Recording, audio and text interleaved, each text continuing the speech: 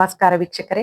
ನನ್ನ ದೇಶ, ನನ್ನ ಹೆಮ್ಮೆ, ನನ್ನ ಭಾರತೀಯ ಸೈನಿಕರಿಗೆ ನಮನಗಳನ್ನ ಸಲ್ಲಿಸ್ತಾ ಒಂದೆರಡು ನುಡಿಗಳನ್ನ ಹೇಳಬಯಸ್ತಾ ಇದ್ದೀನಿ. ಯತ್ರ ನಾರ್ಯಸ್ತು ಪೂಜ್ಯಂತೆ ರಮಂತೆ ತತ್ರ ದೇವತ.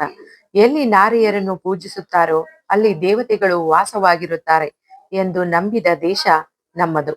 ಆದರೆ ಇತ್ತೀಚೆಗೆ ಪಹಲ್ಗಾಮ್ದಲ್ಲಿ ನಮ್ಮ ಭಾರತೀಯ ಮಹಿಳೆಯರ ಸಿಂಧೂರಕ್ಕೆ ಕೈ ಹಾಕಿದ ಪಾಕಿಸ್ತಾನಕ್ಕೆ ತಕ್ಕ ಉತ್ತರವನ್ನು ಕೊಟ್ಟಂತಹ ಮೋದಿಜಿಯವರಿಗೆ, ಜೊತೆಗೆ ನಮ್ಮ ರಕ್ಷಣೆಗಾಗಿ ತಮ್ಮ ಪ್ರಾಣವನ್ನು ಮುಡಿಪಾಗಿಟ್ಟು ಸೇವೆಯನ್ನ ಸಲ್ಲಿಸ್ತಾ ಇರುವ, ರಕ್ಷಣೆಯನ್ನು ಕೊಡುತ್ತಾ ಇರುವ ನಮ್ಮ ಸೈನಿಕರಿಗೆ ಕೋಟಿ ಕೋಟಿ ನಮನಗಳು.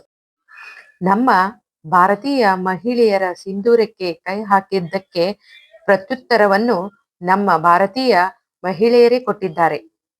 ಸೋಫಿಯಾ ಕುರೇಶಿ ಮತ್ತು ಯೋಮಿಕಾ ಸಿಂಗ್ ಅವರಿಗೆ ನನ್ನ ಅಭಿನಂದನೆಗಳನ್ನ ಸಲ್ಲಿಸ್ತಾ, ಸೋಫಿಯಾ ಅವರು ನಮ್ಮ ಕರ್ನಾಟಕದ ಸೊಸೆ ಎಂಬುದು ಕೂಡ ಹೆಮ್ಮೆಯ ಸಂಗತಿ. ಅವರಿಬ್ಬರಿಗೂ ನನ್ನ ಅಭಿನಂದನೆಗಳನ್ನ ಸಲ್ಲಿಸ್ತಾ, ಯುದ್ಧದಲ್ಲಿ ಹೋರಾಡಿದ ಮಹಿಳೆಯರನ್ನು ನೋಡಿದಾಗ ಹೆಮ್ಮೆ ಎನಿಸುತ್ತದೆ. ಕೇವಲ ಈಗಷ್ಟೇ ಅಲ್ಲ, ನಮ್ಮ ಮಹಿಳೆಯರ ಹೋರಾಟ ಸುಮಾರು 900 ವರ್ಷಗಳ ಹಿಂದೆಯೇ ಮಹಿಳೆಯರು ಹೋರಾಟದಲ್ಲಿ, ಯುದ್ಧದಲ್ಲಿ ಭಾಗವಹಿಸುತ್ತಿದ್ದರು ಎಂಬ ವಿಷಯ ಆಧಾರ ಸಹಿತವಾಗಿ ತಿಳಿದು ಬರುತ್ತದೆ.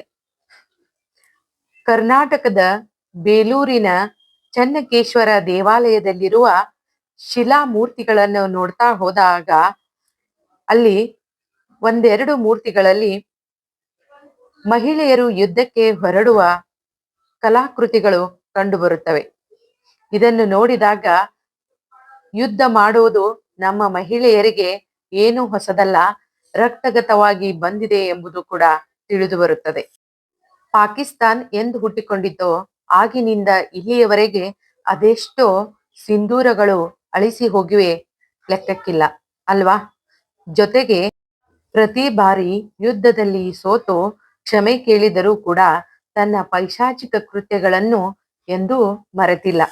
ಈ ಯುದ್ಧ ಯಾವುದೇ ಧರ್ಮದ ಯುದ್ಧವಲ್ಲ, ಇಲ್ಲಿ ಯಾವುದೇ ರಾಜಕೀಯವಿಲ್ಲ. ಪಾಕಿಸ್ತಾನ್ ನಮ್ಮ ವೈರಿಯಲ್ಲ.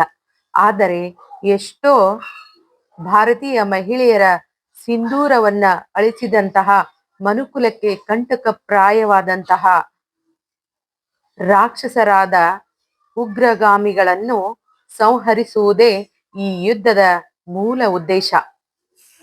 ಭಾರತ್ ಮಾತಾ ಕಿ ಜೈ, ಕರ್ನಾಟಕ ಮಾತಾ ಕಿ ಜೈ, ವಂದೇ ಮಾತರಂ, ವಂದೇ ಮಾತರಂ. ಧನ್ಯವಾದಗಳು.